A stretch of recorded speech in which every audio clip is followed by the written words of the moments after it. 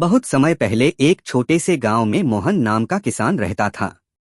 मोहन मेहनती था, पर उसका खेत छोटा था और साधन भी बहुत कम थे। उसकी सबसे बड़ी ताकत थी उसकी प्यारी गाय गौरी, जो न केवल उसका साथ देती थी बल्कि खेत में भी काम आती थी। गांव के किनारे एक बड़ा सा बरगद का पेड़ था। उस पर एक तोता रहता था। तोता बहुत बातूनी और हंसमुख था।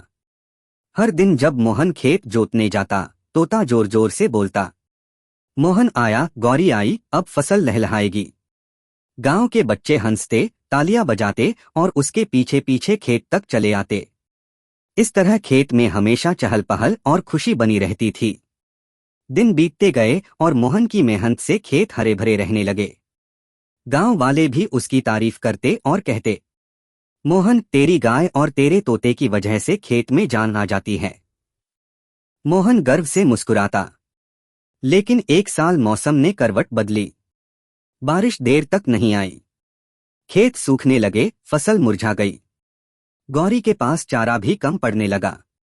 मोहन निराश हो गया और चुपचाप बैठने लगा। अब तोते की आवाज में भी पहले जैसी मस्ती नहीं रही। एक दिन तोते ने देखा कि मोहन थकाहारा है और बच्चों की हंसी भी गायब है। तोते ने सोचा, अब सिर्फ मजाक और गाना गाने से कुछ नहीं होगा। हमें मिलकर कुछ करना होगा। तोता उड़कर गांव में गया और सब बच्चों को इकट्ठा किया। उसने कहा, अगर हम सब मिलकर मदद करें तो मोहन अकेला नहीं पड़ेगा। चलो हम उसके खेत को फिर से हरा भरा बनाएं। बच्चों ने घर घर जाकर लोगों से पानी, बीज और चारा इकट्ठा किया।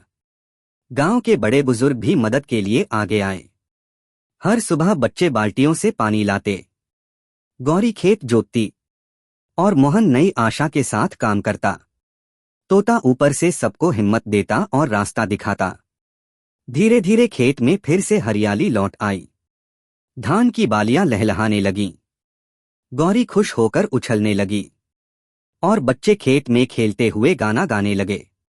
तोते ने जोर से पुकारा, देखो देखो, मेहनत और दोस्ती का फल कितना मीठा है। गांव के लोग इकट्ठा हुए और मोहन ने सबको धन्यवाद दिया। उसने कहा, जब इंसान, जानवर और बच्चे मिलकर साथ काम करें तो कोई मुश्किल बड़ी नहीं होती। उस दिन से गांव के लोग और भी एकजुट हो गए। तोता, गौरी और बच्चे सबके प्यारे बन गए।